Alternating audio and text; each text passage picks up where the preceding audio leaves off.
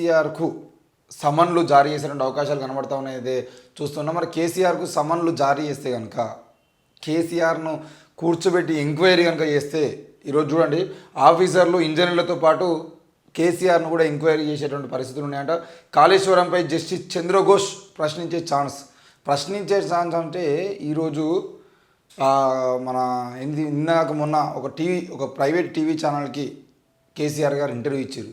3 గంటల పాటు ఇచ్చినటువంటి ఇంటర్వ్యూలో కేసీఆర్ గారు మాట్లాడిన విధానం ఏదైతే ఉంటుందో అదేవిధంగా ఆడ యాంకర్గా ఉన్నటువంటి వ్యక్తి మాట్లాడేది ఉండదు. ఈయన మాట్లాడుతూ ఉంటే ఆయన వినడమే. ఆయన రాసుకొచ్చుకున్నటువంటి క్వశ్చన్లు ఏదైతే ఉంటే ఆ ప్రశ్నల్ని ఒక్కొక్కటి అడుగుతూ ఉంటే ఈయన సమాధానం చెప్పుకుంటూ ఉంటాడు. మళ్ళీ ఇవి 2 మార్కులు 10 మార్కులు క్వశ్చన్లు కాదు, 20 మార్కులు క్వశ్చన్ లాగా సమాధానం చెప్తాడు. రేపు ఎంక్వైరీ చేసేటువంటి అవకాశం ఉన్నా కూడా కేసీఆర్ గారు ఎంక్వైరీ విధానం ఎట్లా ఉంటుందంటే ఆడ కూర్చోబెట్టుకుని చెప్పండి ఏందా ఇప్పుడు ఏంది ముచ్చట ఏంది అని చెప్పేసి అడిగితే ఆయన అసలు ఏం ఎంక్వైరీ చేయాలి ఎట్లా ఎంక్వైరీ చేయాలని చెప్పేసి ఇప్పుడు రేవంత్ రెడ్డి నియమించేటువంటి ఈ ఎంక్వైరీ కమిషన్ ఏదైతే ఉంటుందో ఆ ఎంక్వైరీ కమిషన్ కేసీఆర్ను నియమించుకోవడం కోసం అంటే కేసీఆర్ని ప్రశ్నించడం కోసం ప్రత్యేకంగా ట్రైనింగ్ తీసుకోవాల్సిన అవసరం కూడా ఉంటుంది. ఈయన కదా ప్రణీత్ రావును ఇజ్రాయెల్ తీసుకుపోయి ఫోన్ ట్యాపింగ్ కేసులో ఎట్లయితే ఏ విధంగా అయితే ట్రైనింగ్ చేయడం జరిగిందో ఇప్పుడు కేసీఆర్ను వాళ్ళు ఎవరైతే విచారించాలని అనుకుంటున్నారో ఆ విచారించే బృందము ప్రత్యేకంగా ట్రైనింగ్ తీసుకోవాల్సిన అవసరం ఉంటుంది. అంటే తెలంగాణ ఉద్యమం నాటి నుండి కేసీఆర్కు ఒక రకంగా ఒంటెద్దు పోకడు కానీ ఏదైనా కానీ ఆయన మాట్లాడుకుంటూ రావడము చివరికి ఆయన 10 ఏళ్ల పాలనలో కూడా ఏనాడు ఎమ్మెల్యేలతో కానీ ఎంపీలతో కానీ మినిస్టర్లతో కూడా ఆయన అపాయింట్మెంట్ ఇచ్చి కూర్చొని ప్రజలతో మమేకమై మాట్లాడేటువంటి విధానం లేకపోవడము, బహిరంగ సభల్లోనే రైతులు లేచిన ప్రశ్న అడిగేదంటే ఆ రైతుల మీదకి సీరియస్ కావడము, లేదంటే కరోనా సమయంలో విపరీతంగా వైరల్ అయింది ఏమైనా రాహుల్ చెప్పు ఏంది అని చెప్పేసి అంటే మీడియా వాళ్ళను కూడా భయపెడుతూ మరి మీడియా మిత్రులు ఎవరు కూడా ఆయనను అదేందా నువ్వు కనీసం మీడియా కూడా మర్యాద ఇవ్వవా అని చెప్పేసి ప్రశ్నించేటువంటి పరిస్థితి కూడా లేకుండా ఈరోజు కేసీఆర్ను ఒక రాజులాగా కేసీఆర్ ఏం చెప్తే అదే వేదంలాగా ఆనాటి నుండి మోసుకుంటూ రావడం జరిగింది. మరి అట్లాంటి సమయంలో ఇప్పుడు అదే బిహేవియర్లో ఉన్నటువంటి కేసీఆర్ పూర్తి స్థాయిలో అది ఏమంటారు కదా ఏంటి పూర్తి స్థాయిలో చంద్రముఖిగా మారినటువంటి వ్యక్తిని మనం చూడొచ్చు అని చెప్పేసి చంద్రముఖి సినిమాలో ఒక డైలాగ్ ఉంటుంది. మరి అట్లాంటి పరిస్థితుల్లో ఈరోజు ఎవరితో మాట్లాడినా ఎక్కడ మాట్లాడినా అధికారం కోల్పోయినాక కూడా ఈరోజు కేసీఆర్ అదే విధానాన్ని కొనసాగిస్తూ ఉన్నాడు. మరి ఎంక్వైరీ చేసేది అంటే ఎంక్వైరీలో ఆయన ఏం చెప్తాడు? ఈరోజు రేవంత్ రెడ్డి ప్రభుత్వం వచ్చినప్పటి నుండి కాళేశ్వరం విషయంలో ఎంక్వైరీ చేస్తాం అని అంటున్నారు తప్ప ఏం ఎంక్వైరీ చేస్తారు? ఇంకెన్ని రోజులు ఎంక్వైరీ చేస్తారు? ఈ విషయంలో సమాధానం చెప్పట్లేదు. మరి కాళేశ్వరంపై జస్టిస్ చంద్రఘోష్ ఆయనను ప్రశ్నించే ఛాన్స్ అయితే కనబడుతూ ఉంది. ముఖాలను చూసి విచారణ చేయం, ప్రజల నుంచి ఫిర్యాదులు స్వీకరిస్తామని చెప్పేసి చంద్రఘోష్ గారు అంటున్నారు.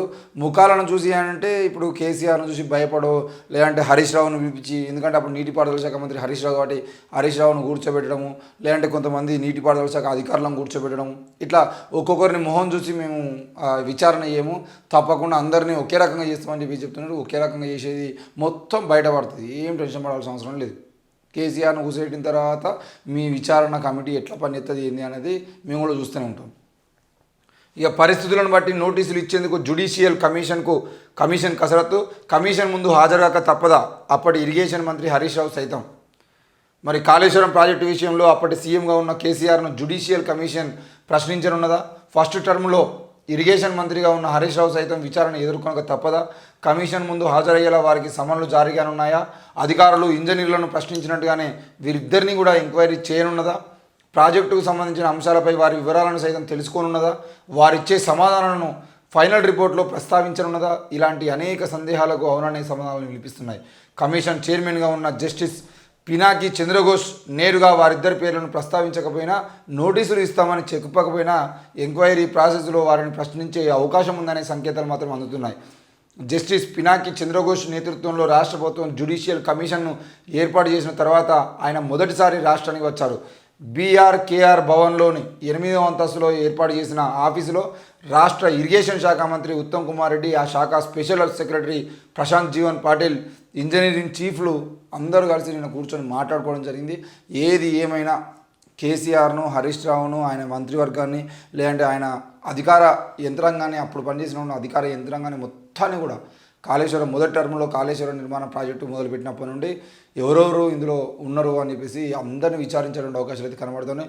మరి ఎల్ఐన్టీను ఈ మెగా సంస్థలకు సంబంధించిన వాళ్ళు వీళ్ళందరూ అందులో పూర్తి స్థాయిలో నిర్మాణ బాధ్యతలు తీసుకున్న వాళ్ళు, దానితో పాటు నిర్మాణ బాధ్యతలతో పాటు సబ్ కాంట్రాక్టులు తీసుకున్న కంపెనీలు ఏవైతే ఉన్నాయో ఈ కంపెనీలు అన్నింటినీ, ఎందుకంటే కాంగ్రెస్ పార్టీకి సంబంధించినటువంటి ఒక మంత్రికి సంబంధించినటువంటి కంపెనీ కూడా అందులో సబ్ కాంట్రాక్ట్ తీసుకొని పనిచేసిందని చెప్పేసి కూడా వార్తలు వినబడ్డాయి. మరి వీటన్నిటికి సంబంధించిన విషయంలో పూర్తి స్థాయిలో ఎంక్వైరీ చేయగలుగుతారా?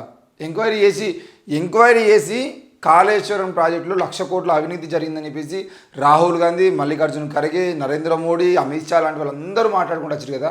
ఇప్పుడు కేంద్రంలో ఉన్నటువంటి అధికారంలో ఉన్నటువంటి పార్టీ కానీ, ఇప్పుడు రాష్ట్రంలో అధికారంలో ఉన్న పార్టీ కానీ, వీళ్ళందరూ కలిసి ఆ 1,00,000 కోట్ల అవినీతిలో అసలు అవినీతి పరుడు ఎవరు, ఈ 1,00,000 కోట్ల అవినీతిలో ఎన్ని కోట్ల అవినీతి జరిగింది, ఆ అవినీతిలో ఎవరు భాగస్వామ్యం చేసుకున్నారు, వాళ్ళందరి పేర్లు బయటపెట్టే దమ్ము ఈ ప్రభుత్వాలకు ఉందా అనేది మాత్రం ఇంకా అర్థం కానిటువంటి విషయం. ఎందుకంటే ఇప్పటికే డిసెంబర్లో అధికారంలోకి వచ్చారు, జనవరి, ఫిబ్రవరి, మార్చి, ఏప్రిల్ 4 నెలలు పూర్తయిపోయినాయి. దాదాపు 120 రోజులు పూర్తయిపోయి 130 రోజులు పూర్తయిపోయింది. మరి 130 రోజులు పూర్తయినా కూడా ఎందుకు ఇంకో పలానా విషయంలో పలానా వాళ్ళు దొంగ అని చెప్పి చెప్పలేకపోతున్నారు? పేర్లు ప్రకటించడానికి మీకు భయం అవుతుందా? లేదంటే పేర్లు ప్రకటించేది ఉంటే వాళ్ళను విచారణ చేసి వాళ్ళు నిజంగానే దోషులని వాళ్ళు చేసిన తప్పుల్ని మీరు కోర్టుల ముందు నిరూపించలేకపోతారనే భయం అవుతుందా? అసలు ఏ భయంతో మీరు ఇప్పటివరకు ఎంక్వైరీ కమిషన్లు కానీ మీరు కానీ ఎందుకు చెప్పలేకపోతున్నా విషయం? అది ఫోన్ ట్యాపింగ్ కేసు అయినా, కాళేశ్వరం కేసు అయినా, ఏ కేసు అయినా ఇప్పటి వరకు ఇంకో వీళ్ళే దొంగలు అని చెప్పలేకపోయారు. మరి చెప్పరా అని కూడా డౌటే.